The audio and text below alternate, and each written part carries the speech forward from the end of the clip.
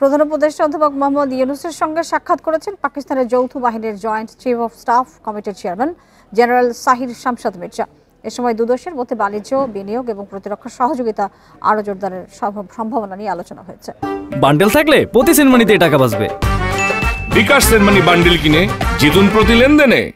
রোববার প্রধান উপদেষ্টার প্রেস উইং জানান, শনিবার রাতে রাষ্ট্রীয় অতিথি ভবন যমুনায় প্রধান উপদেষ্টার সঙ্গে সাক্ষাৎ করেন জেনারেল মির্জা। বৈঠকের সময় জেনারেল মির্জা দুদেশের ঐতিহাসিক, সাংস্কৃতিক এবং জনগণের মধ্যে সম্পর্কের বন্ধন তুলে ধরে বলেন, পাকিস্তান বিভিন্ন খাতে বাংলাদেশের সঙ্গে সহযোগিতা আরও শক্তিশালী করতে আগ্রহী। দুই দেশের মধ্যে বাণিজ্য, যোগাযোগ এবং বিনিয়োগ সম্প্রসারণের বিপুল সম্ভাবনা রয়েছে বলে তিনি উল্লেখ করেন।